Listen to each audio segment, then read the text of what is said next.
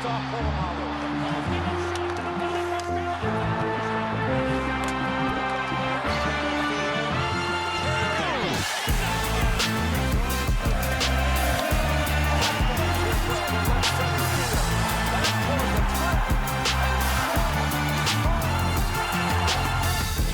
everybody, and welcome to episode 6 of the Burgh Breakdown. Episode 6, which is interesting because it's my high school football number. You know, not a great number. I was number 20 most of my career in other sports, but you can't have a wide receiver wearing number 20. That's a sin. So wearing number 6, and that doesn't really pertain much to this episode outside of the fact that we're going to be talking about football to kick things off with our first ever guest on the Burgh Breakdown. You might have heard him on Around the 412. You might know him from Steelers Afternoon Drive. Heck, at this point, you might know him from his most recent exploits as the writer of Smitten with Sports. Welcome on to the show, the first ever guest of Burgh Breakdown, Zachary Smith. Insert loud clapping applauses. Oh, it's going to be a audience. Roaring applause that I put in here. Yes. No, dude, I appreciate you having me on. It's funny because like our first conversations were kind of always centered around the Penguins, and not that I don't enjoy those, but I am excited to talk some Steelers ball with you. Yeah, I'm excited too. And before we get into everything that has happened over what seems like a year at Steelers camp already, even though it's only been a couple of days, I want to ask about that most recent work of yours, the Smitten with Sports. How did that come about, and kind of what's your experience been with it for the first couple of weeks? So it's funny that I wanted to add to my plate after feeling like I was burnt out from things that I was doing. But that's honestly like what I was looking for, something to light a spark in me again from a content perspective, just because my day-to-day is so monotonous with what I do for my day job, going right into the podcasting. I love podcasting, but we talk about Monday through Friday. So my day starts at 7:30 in the morning, goes until a little bit after 6 by the time that I'm done getting the podcast up, and it's the same exact thing Monday through Friday. So I was looking for something that could maybe break it up, give me another passion project, and also not have to be on like any strict timeline for when I do it. Just whenever I feel like writing something, I write something. I don't think that like my love of sports is unique, right? Like everybody is a sports fan, but I think that the lens that I view it through can be. So I'm just excited to shed light on the way that I look at sports and diving into some of the intricacies in which I do so. Smitten with Sports, but when your last name is Smith, the possibilities are endless for what you can do with names. So Smitten, love of sports. I'm in love with sports, and I have been my entire life.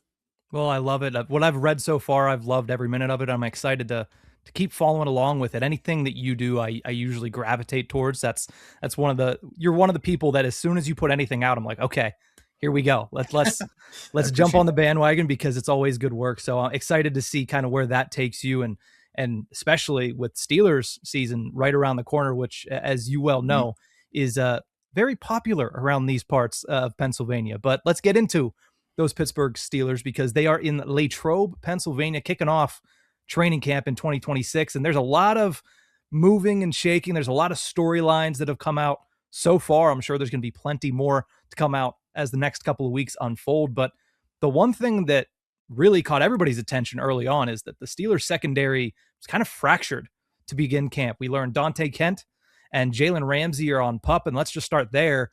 What are your expectations for Jalen Ramsey, considering now he is coming into the season with a little bit of an ailment to his lower body? Yeah, I'm not privy to the medical information. I'm not sure exactly what's going on with him or what the timetable is for him to be sidelined. But I think anytime you're talking about a 31, soon to be 32-year-old defensive back dealing with something, coming into a new defense. And while I'm sure he's been in like every type of defense throughout his football career, I think there's still some question about that, especially for a defense that has struggled so much over the last few years from a communication aspect. Like when you talk about a guy that's going to primarily be the primary slot defender, he's not going to wear the green dot. That's going to be Patrick Queen, but he is a hub of communication for that secondary. And I think any missed time with him on the field, while I'm not worried about it necessarily how it impacts him, I'm worried about the domino effect, the trickle-down effect for the other guys within the defense, and what not having him on the field for all those reps mean as these guys like try to gel together early on here. So that is my concern more than anything else, because I think as we've seen even just last season, like again, I don't want to just continue to harp on the age thing. I think it was very clear that he's no longer that outside man-to-man corner that you can match up with the team's number one receivers. He is at his best as a guy that you move around a little bit, as close as you can get him to the line of scrimmage, probably as the primary slot defender, get him on some blitzes. He's still very good against the run, love the temperament. And there's some mismatches that you can get with him in the slot. I think that that's where he's going to be at his best. So hopefully sooner rather than later, he's back in the fold. Yeah, you mentioned kind of adjusting to a new defense. It's not that he's not been around the block. It's not that he hasn't played in multiple different defenses, but it feels like his role, more so than anybody else on that side of the football, is kind of undefined. And when you have somebody like that, missing any amount of time in training camp feels like it might be a big deal. Now, again, he's a veteran, and we've seen countless times where everybody says, listen, veterans know how to get themselves ready for the season, but it feels just a little bit more exaggerated whenever it's a player that's in such an undefined role in the defense. And quite frankly, like you mentioned, it's coming off of a season where he did show his age a little bit, and he does kind of need to prove it to a certain extent to a large portion of this fan base. But he's not the only defensive back that's not on the field right now. Joey Porter Jr. later in the day on report day was placed on the physically unable to perform list.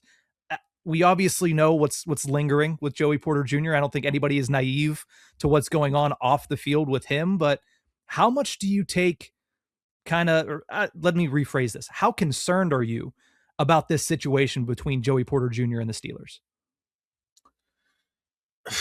I think that they, as we've seen, will definitely draw their line in the sand. I guess the question is, what is the number that they would be comfortable going to? I haven't viewed this as Joey necessarily trying to reset the market, but at the same time, I do think that he wants to try to align where once he sees where Christian Gonzalez and Devin Witherspoon signed for. Like, I think there's a bunch of people throwing shade at the Steelers for not getting this piece of business done sooner. Like, they can't, what are they supposed to do? Like, hold a gun to his head and force him to sign the contract? Like, I can tell you that this is definitely Joey and his agent saying, we're waiting this out. If the team had their way, they would have signed him already.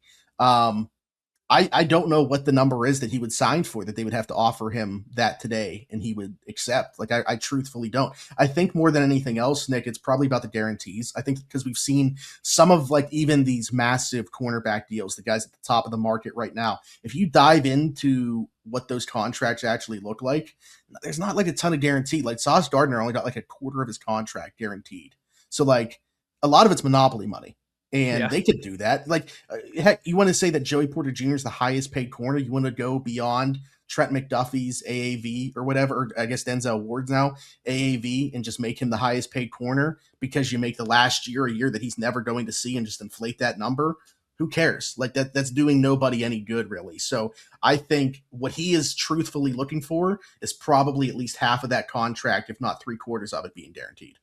Wow, I mean, you talk about any time you're talking about contracts, that feels like that's always the conversation. Maybe not what's always talked about vastly with the larger media, but that seems to be what it's usually about, right? A couple years ago, we went through this with TJ Watt. Not so much with Cam Hayward. I think that was mainly just, hey, can I please make sure that TJ I'm got them to contract? break their precedent. You know, they never did that third year guaranteed. They wouldn't do it. They wouldn't touch it. And I think now that Joey has seen that precedent broken, that's what he's looking at. Well, that's something we have to keep an eye on for sure as camp goes on. But again, not the only member of the secondary that we're kind of looking at here. First day of practices, Deshaun Elliott, 1 snap in team period. Are you worried at all about that? Or do you feel like this is them just saying, hey, listen, you're coming off of a very, very major injury. Let's just take our time with getting Deshaun Elliott back on the defense? Because I've talked about it. I mean, I've only had 5 episodes of this show, and I think I've talked about Deshaun Elliott 3 times on this show because it feels like he is a big factor for this defense going into this season. So does it concern you at all that they're kind of slow playing him early on in this training camp?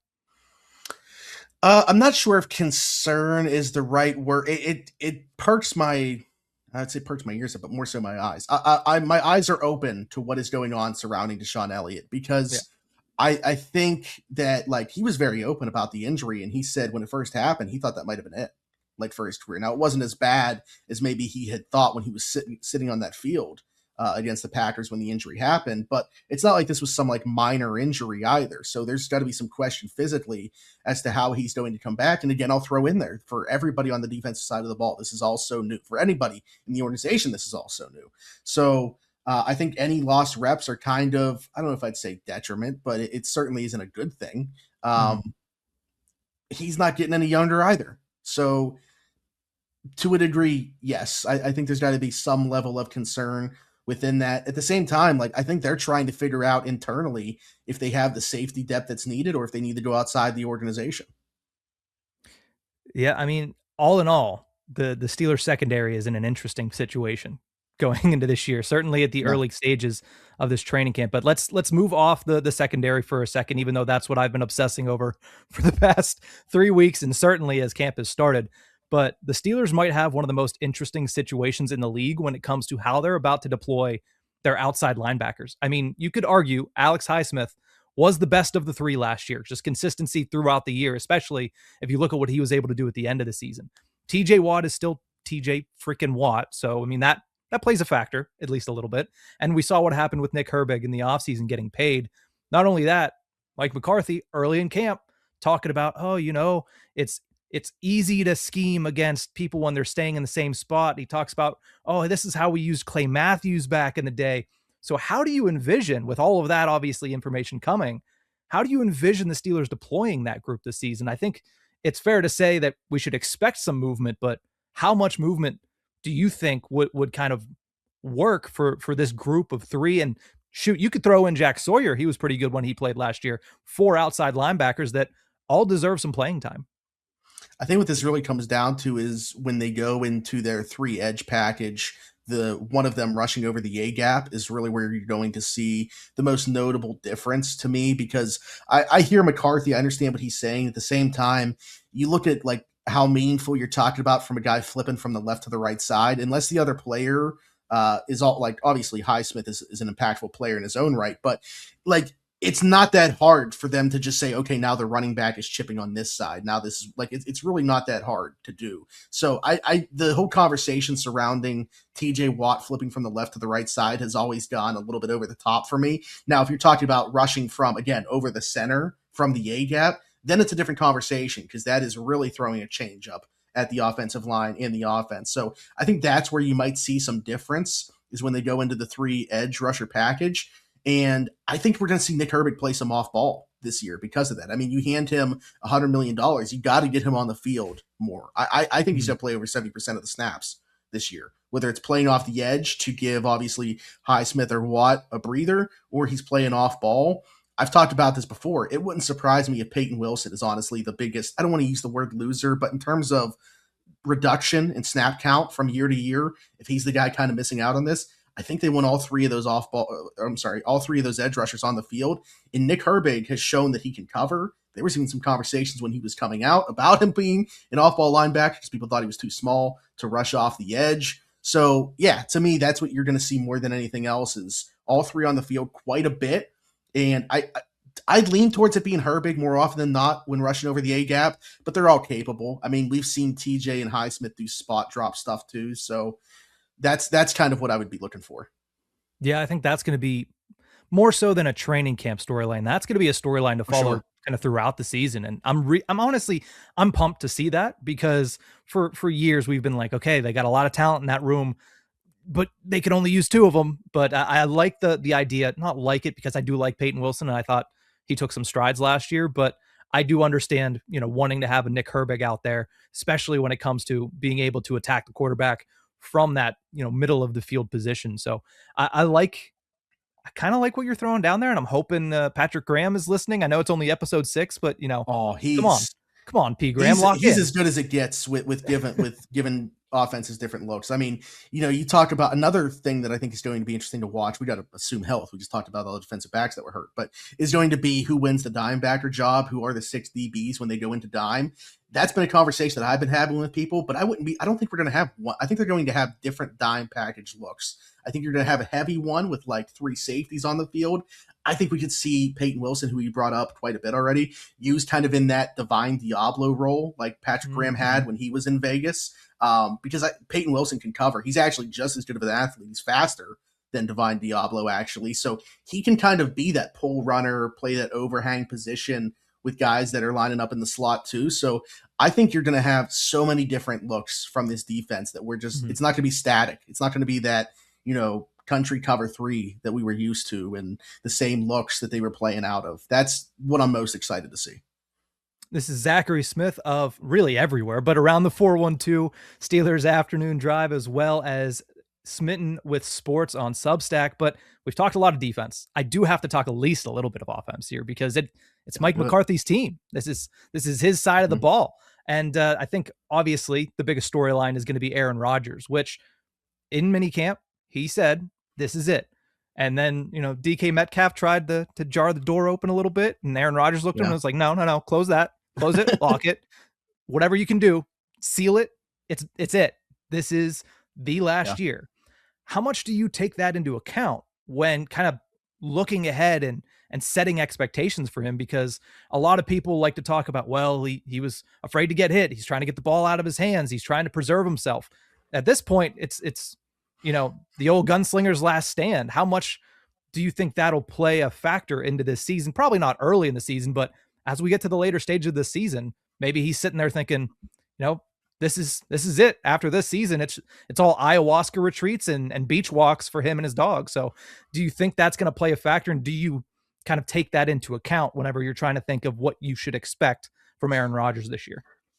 I mean, I hadn't until you brought it up. I think that this is the fence right down the middle, and you could be on one of two sides of it, whether you're somebody that believes he's going to leave everything out there because it is his final season, or he's not going to want to take those hits, which I think we kind of already saw last year. And I don't know that that is necessarily like a late career thing as much as it is like the age that you are late in your career not wanting to take those hits. They hurt more. You don't recover Yeah. as quick. There's so many factors that go into it. I do think, as you were talking there, what entered my mind was the success of the team could probably dictate that. I mean, if you get towards the end of the year and you're not really competing for anything, one, you're going to have a call potentially to make is like, should he even still be playing, or should we get a look at somebody else? Mhm.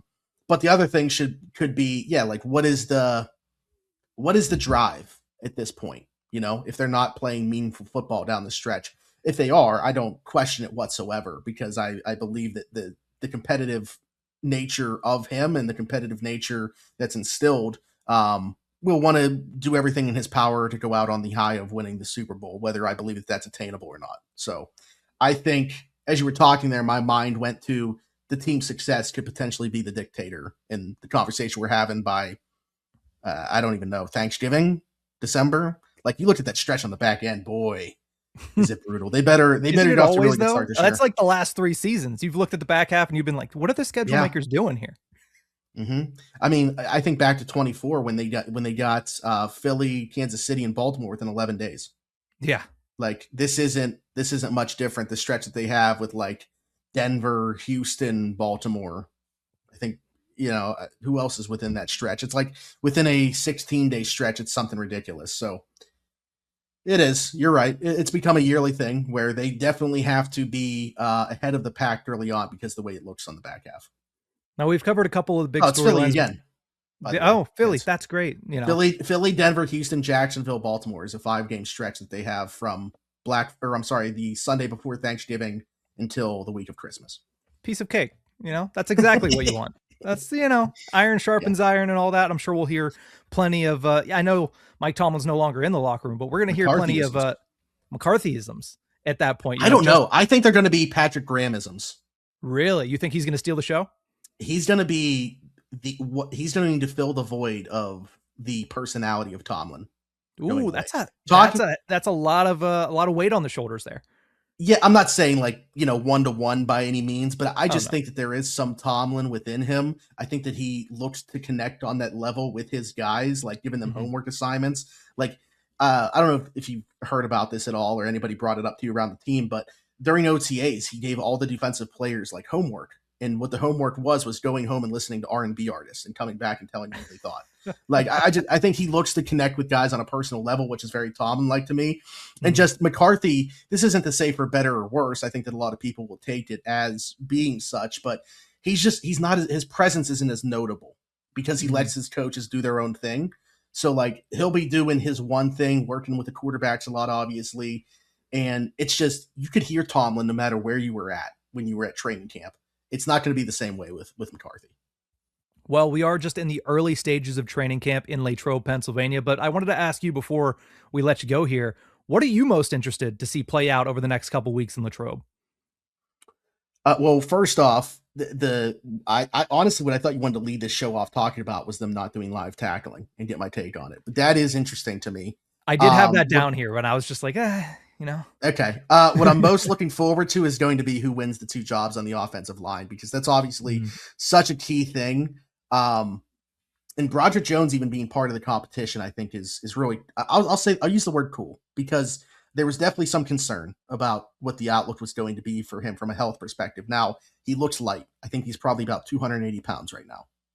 That ain't going to cut it on the offensive line. So he's got to, in the process of staying in shape, also add mass. Like it's going to be interesting to see how he balances putting that weight back on, and hopefully he does so safely and effectively. So I'm interested to see that. If I had to say right now, I think it shakes out with Spencer Anderson and Dylan Cook being the starting guys, but I'm excited to watch those competitions, because not only for now, like that is, if you get that group set, if you get those two spots set, you feel good about center over with Frazier, McCormick, and Fautanu. If you can get the right side set too, and you all of a sudden, boom, you got your offensive line set for the next 5 to 10 years, you're in a much better place to drop that quarterback in.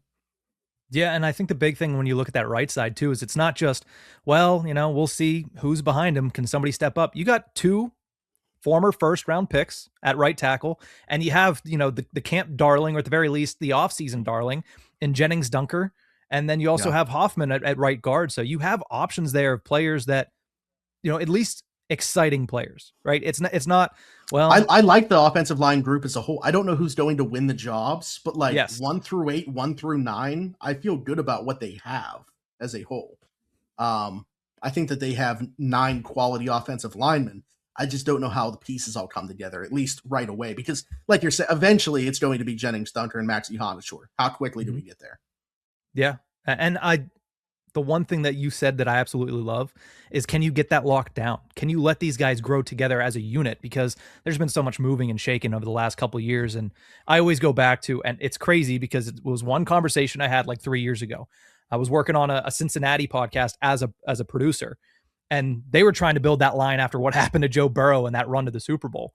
And he said, the one thing you need, and this was Duke Manyweather, who offensive line guru, said the one thing you need is consistency. Find that, and then you will be able to kind of see how you can project out for years. He goes, you're not going to find out what this line is in the first 5 weeks of the season. They need to have time to grow together. And that's what this offensive line in Pittsburgh has kind of been missing, is that time. So I'd love to see, now that we've kind of moved the deck chairs again, I'd love to see us nail them down, like you said, and let them grow in that position specifically, with similar surroundings for not just 5 weeks, but for a season, for 2 seasons. And I think that's when you're going to start to see this offensive line start to get to where Andy Weidel and Omar Khan wanted it to be when they started rebuilding this from the ground up. I think Cincinnati, you just mentioned Cincinnati, and it put in my mind to bring them up real quick, just because where that offensive line is. I still don't think they're necessarily the most talented group, but they had all 5 guys returning this season, and they played at least at an average level from the middle to the end of last season. And now they're running it back with the same group. And I think they're feeling pretty good about that group, just because of the fact it's the same unit. Now, of course, you have to have like some level of talent there, but at the same time, like the repetition, the consistency, and it goes beyond the field. Honestly, I think those guys have to have a good relationship on and off for it to work. There's just so many elements. Like that group is so unique to me, the way that it has to work in order to be a good group. Yeah, I'm excited to see it. I'm excited to see everything that the Pittsburgh Steelers do at training camp over the next couple of weeks. And I'm also excited to see everything you do on every platform you have, specifically. Big project going on right now, by the way. Another project.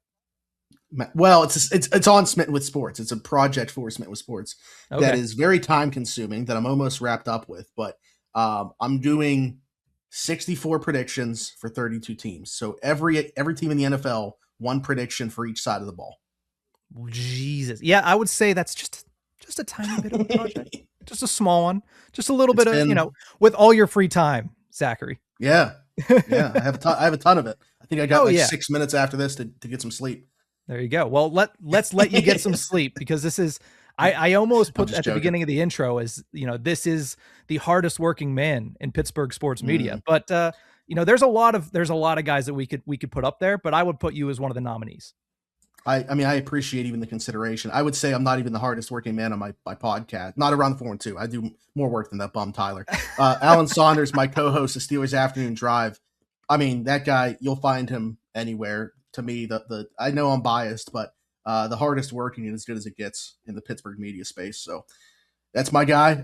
So I'm not even the hardest working on Steelers Afternoon Drive, if I'm being 100% honest with you. Well, I think you're being a little bit humble, but nonetheless, you can catch both Alan and Zach Smith Yeah. on Steelers Afternoon Drive, all their Steelers training camp updates and reactions. It's going to be a very fun few weeks in Latrobe, Pennsylvania, and glad you could join me here early on to kind of preview the storylines and get us set for the beginning of the Pittsburgh Steelers season. But Smitty, always a pleasure. Thanks, man. Appreciate you having me. One last thank you goes out to Zachary Smith for joining the show and sharing his insight, sharing his opinions and his thoughts on some of the top storylines for the Pittsburgh Steelers at this year's training camp. But we do also have a huge weekend on tap for the Pittsburgh Pirates, so we got to get into that here in the second portion of this episode. We'll have a little bit of Penguins later on, but we got to talk Pirates. We got to talk trade deadline because it is quickly approaching. And despite the fact that the Pirates have now lost 3 consecutive games as of this recording, they're still floating around that wild card spot. You'd be fooling yourself if you thought that they are out of it at this point with 2 months to go. I mean, Brandon Lau said as much whenever they weren't able to get the job done, complete the comeback on Tuesday against the Arizona Diamondbacks. He said it's July. Yeah, it feels like a playoff atmosphere to some. That's fine. It's July. So you'd be fooling yourself. You'd be kidding yourself if you thought the Pittsburgh Pirates were out of this thing. And then you consider the fact that earlier in the week, according to ESPN's Buster Olney, one MLB executive believes the Pittsburgh Pirates are expected to be, quote, aggressive at the deadline, and we could see some pretty intriguing moves over the next couple of days from this organization because they're as close as they've been in a decade. They need to be able to get the job done, finish above 500, and finish, more importantly, in a playoff spot for the first time since the 2015 season. In order to do that, they need to add to the bullpen. I'm not making any news by saying the bullpen is the Pittsburgh Pirates' top priority. That has been the case all season long, and that continues to be the case, despite the fact that the bullpen has stepped up and has performed pretty well since the All-Star break. But that's not a long enough sample size for me to trust the arms in that pen with this season for the final 2 months. There are some pieces, Mason Montgomery, Johan Ramirez, that have stepped up and started to become pretty consistent performers over the past couple of months. That's great, but you still need more high leverage guys. Mason Montgomery could be your closer, but you need more high leverage guys that you can count on. You expected that to be Dennis Santana, and you DFA'd him. Not only did you DFA him, but now he's a free agent because nobody picked him up. So you need to add to the back end of the bullpen, and the name that everybody has been talking about is Mason Miller. Shoot, we talked about it a couple episodes ago on the Burgh Breakdown. That would be great. That would be phenomenal. Not only would it be a great story, but you're bringing in the best closer in all of baseball, arguably one of the best pitchers in all of baseball in Mason Miller. The unfortunate part about that is it's starting to feel less and less likely that Mason Miller is even available, let alone somebody that the Pirates can swing for and can acquire. The Padres are back within a few games of the wild card, and they are, historically, at least over the past 5 years, one of the more aggressive teams when it comes to, hey, if we have a shot, we're going to go all in. Now, I'm not sure how AJ Preller looks at the team that he has currently on his hands. Does he feel like this is a flash in the pan and they're going to fall back in the last 2 months? Or does he feel, hey, the NL wild card is up for grabs, not just one spot, but seemingly 2 spots because the Philadelphia Phillies have faltered over the past week? Maybe he decides that he's going to kick it out of seller's mode and just go buying instead. Or at the very least, maybe he decides that he's going to hold on to the best closer in all of baseball. So we're going to move off of Mason Miller. Again, that's a dream scenario. If it happens, it does wonders for this Pirates bullpen, not just this year, but for years to come. But we'll put that on the back burner for now and look at 2 other realistic targets that could help the Pirates bullpen right now. And one of them if Mason Miller is off the trade market, I think we can all assume that Aroldis Chapman is off the trade market. Luke Weaver is probably the hottest commodity when it comes to high leverage relief arms on the MLB trade market. He comes from the New York Mets.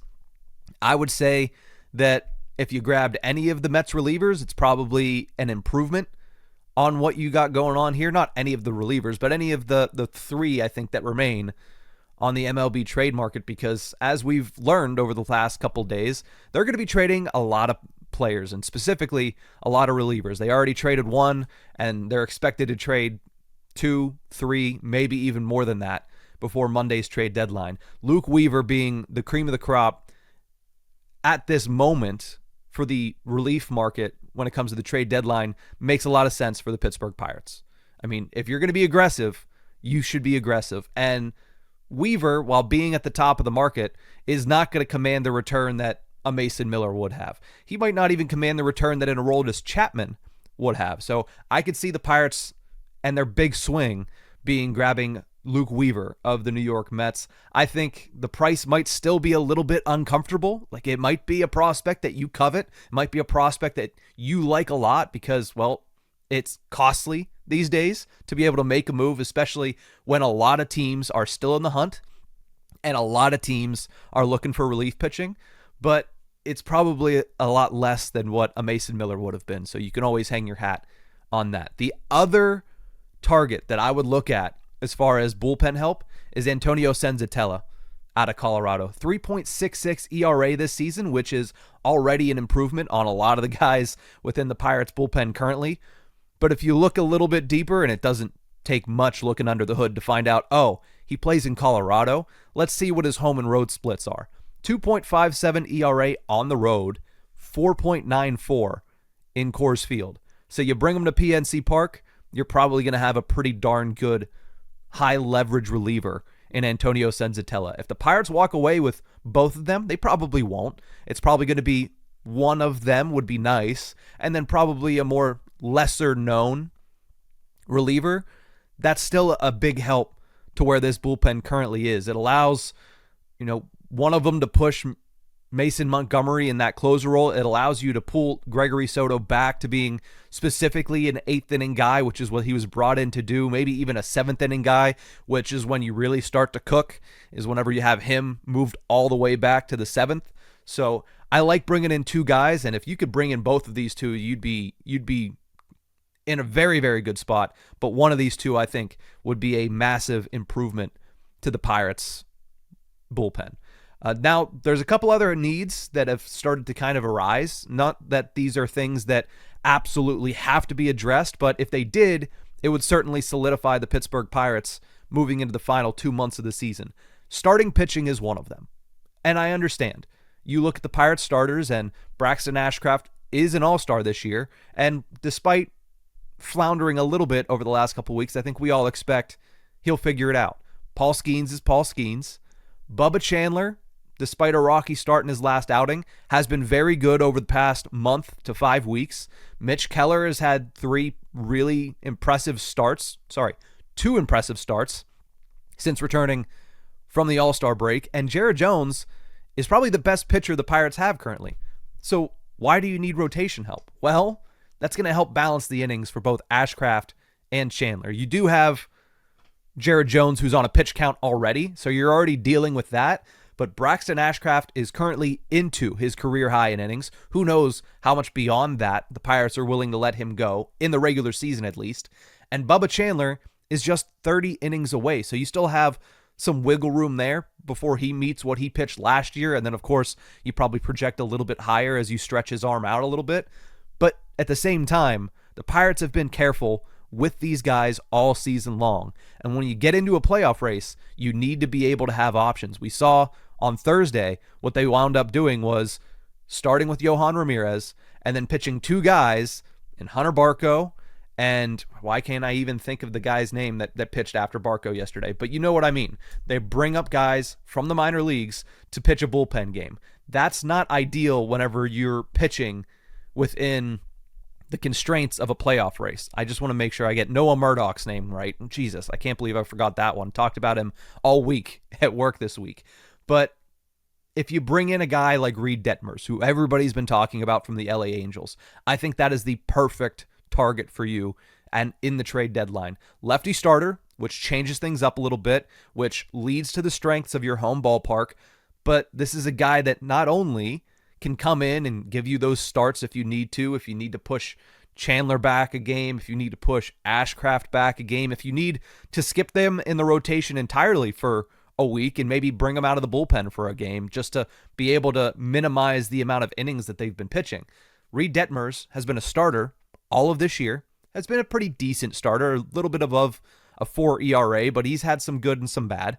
But also last year, every single appearance was out of the bullpen. So this is a guy that is versatile that you can use in the starting rotation to help with your innings restrictions in the regular season. And then you could easily put him in the bullpen once the playoffs come around, or once you're comfortable with where Ashcraft, Chandler, Jones are all at later in the season, once you get into the late stages of September.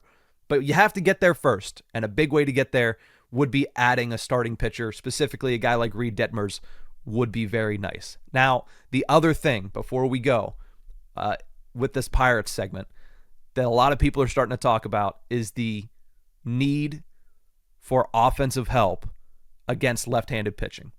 They simply need to be better. And I think that is the biggest part of this. Not you need to go in and bring a huge right-handed bat to be able to flip the script on your storylines against the left-handed pitching, but you just need the guys that are here to be better. That's the biggest thing they need to do. Because when you look at where they can add to help against left-handed pitching, it's really only one spot, right? It's not in the outfield, because in right field right now you have Esmarlin Valdez, who has over 1,000 OPS against left-handed pitching this year. In left field, you have Brian Reynolds, who has an 867 OPS against left-handed hitting this year. You should get slightly better in center field when O'Neal Cruz comes back, because he's been hitting lefties well this year before he went down with injury. First base, Ryan O'Hearn, right now he's in a bit of a slump, but when he's at his best, he's pretty good against lefty pitching. Nick Gonzalez, I'm not taking out of the lineup. I know that he obviously has pretty opposite splits when it comes to righty versus lefty. He doesn't hit lefties as well as he hits righties, but he's still one of the best contact hitters in all of baseball this season, let alone you look at what he's done the last month, and he is far and above what he is overall this season. So I think when you're looking to add to help against lefties, you're looking to add a right-handed second baseman, right-handed hitting second baseman, that can also play the role of your designated hitter. I think a lot of this is just you can add one bat and hope that that's enough, matched with the guys that are coming back and the improvements of the guys in the lineup, that allows you to get some better success or more success against left-handed hitting. The name that I had circled coming into this week was Casey Schmidt in San Francisco. Unfortunately, he has a torn meniscus. So that is off the table. That would have been the perfect addition. He has position flexibility. He has a 270 average all season long, but he has a 314 average and an 820 OPS against lefties. That was the guy that I was looking at. That was the guy that I thought, okay, for some reason people were saying that the Pirates would go after Luis Ariz. He also can't hit lefty pitching. And also, I would still not like to close the door on Brandon Lau coming back and bring in Luis Ariz would. So that never made sense to me. But Casey Schmidt feels like it would have made sense. Unfortunately, he goes down with injury. So I go to my second name to help with left-handed pitching, and that's Willie Castro out of Colorado. Shoot, if you can get Castro and Senzatella in the same trade, that would be great. That would be preferred. Willie Castro has a 288 average and a 715 OPS against left-handed pitching. That would go a long way in just giving you another bat that you're confident is going to be able to attack lefties. So again, I think they'll get slightly better when Cruz comes back. I know it's a little bit further off, but they will get better when Connor Griffin gets back. So I don't think that is the biggest need for the Pittsburgh Pirates. I still think they would be able to manage if they didn't go out and add somebody that will help them against lefties, but I do think that it's something that if you're trying to shore up every hole you can and you have the, cap flexibility, there's no cap. If you have the roster flexibility and if you have the ability to go out there and do it, then you do. But I think you have to address the bullpen first. I think I would rather them address starting pitching before they addressed offensive help against lefties. But if they do, I think it would also be a big help. We're going to close things off here with a little bit of Penguins talk. 21 years ago yesterday, the Pittsburgh Penguins drafted one of the greatest of all time, Mount Rushmore hockey player of all time, Sidney Crosby, first overall in the 2025 draft. And I posted yesterday whenever I saw that news and was reminded of the day that now Sidney Crosby's Penguins tenure is old enough to drink, and that makes me feel extremely old. But nonetheless, it has been a terrific, and I think successful is not even close to a strong enough word, of a tenure for Sidney Crosby. He joined Mario Lemieux back in 2005, only shared the ice with Les Magnifiques for a couple of games, but I don't think anybody could have expected what was to come over the next 2 decades plus, because Mario Lemieux was the guy. I'm not, again, like I said earlier with the Pirates thing, not making any news here, not breaking any news there. But in the 20 years plus since that moment that Sidney Crosby was drafted, he has surpassed Mario in Stanley Cups with 3. He has surpassed Mario in assists with a little over 1,100. He has obviously surpassed Mario in points. That was a big moment of last year's season. Crosby now sits at 1,761. And I think we all expect that Sidney Crosby will eventually surpass Mario Lemieux in career goals. He is 36 behind Mario.